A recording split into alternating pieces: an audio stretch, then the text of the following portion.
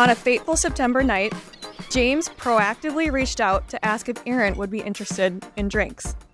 Like any good wing woman, I immediately showed Erin the text, and she approved per her decisiveness.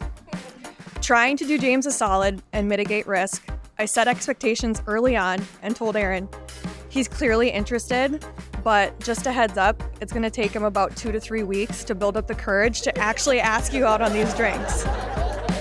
We knew Erin was potentially the one when James exceeded expectations and reached out with a planned date after only 9 business days.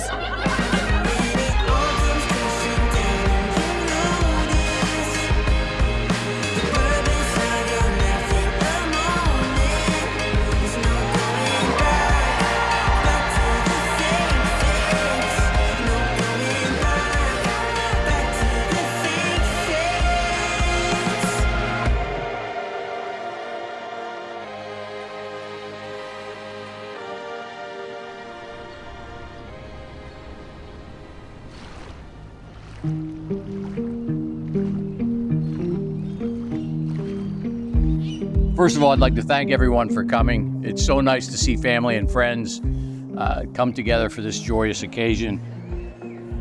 I could bore you with 1,000 stories of James growing up, but I won't. James wasn't perfect growing up, but he was about as close to perfect as you can get. He has faith, he loves his family, he's very genuine and he's very sincere and he's a gentleman. Alex and I were the first friends who got to meet James, and we had an internal huddle. And I remember something that I still think very much to this day, which is in order to be that funny, you have to be really smart. James is one of the most thoughtful, respectful, and selfless, and generally great guys that I know. I immediately thought he was like a funny, interesting person, and he was exactly the kind of friend I was hoping for. When you're around Erin, you feel like the most important person. And I think everyone probably has experienced that. Meeting Erin was like discovering just this treasure chest of kindness and fun, and I was drawn to Erin right away. I was immediately just like, wow, this is a lovely, bubbly, very smart, very funny, very kind person.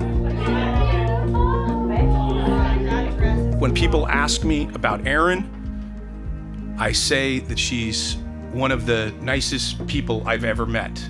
I believe that when Erin walks into a room, the room gets better.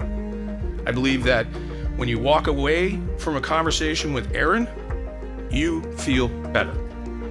What does it say about two people that I just called two of the nicest people I've ever met are getting married today, right? I think it says something for our future.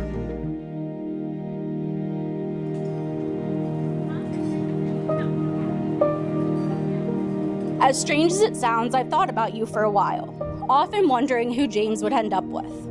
I never had expectations for who he would marry, but you've surpassed them all.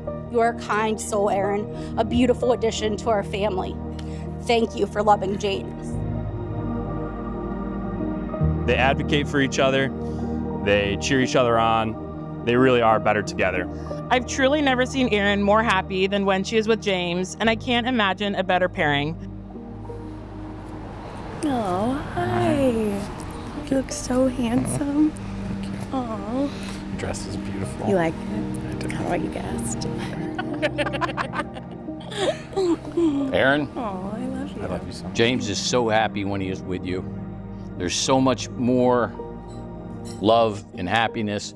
And when he talks about you, he just beams with love and excitement and pride.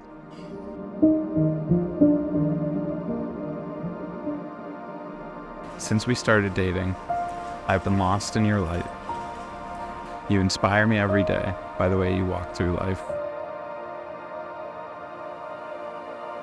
Today, I not only give you my heart, but also my commitment to the conscious act of loving you day in and day out.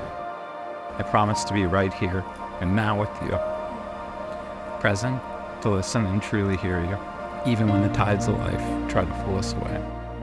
I promise to continue my endless pursuit to win your affection.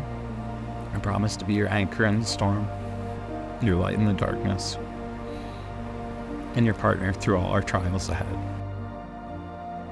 I vow to always consider you and the family that we create as my greatest gift, to recognize the privilege that I have in walking this path with you.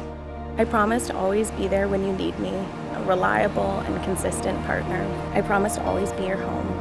I promise to never take for granted how lucky I am to be on the receiving end of your infectious joy and love.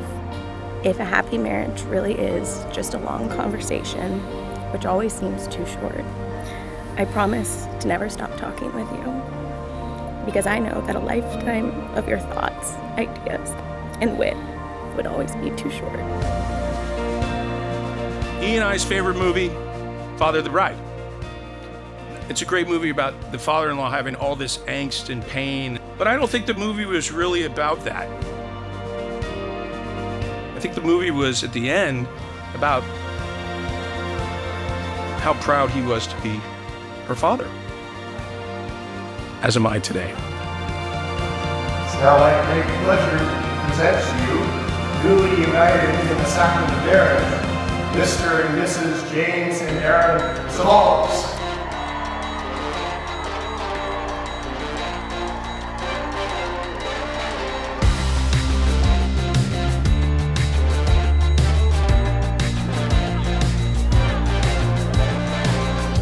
Growing up with Erin, there seemed to be two different realities.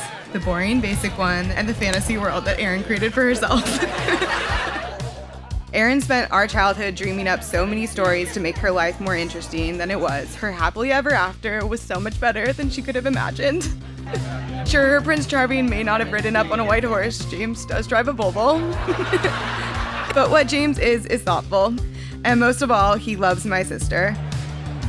Erin is very driven and ambitious, and that ambition extends to her relationship with James. It's been an honor to see how Erin has improved James as a man. She'll call him out when he's giving his opinion on something he knows nothing about, and she'll call him out when he's trying to get out of doing something by saying he's bad at it. She calls that weaponized incompetence.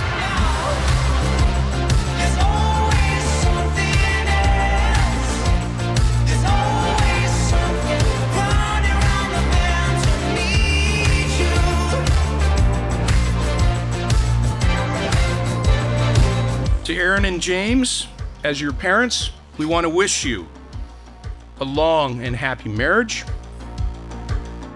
And to today, because today is the best day of your life so far.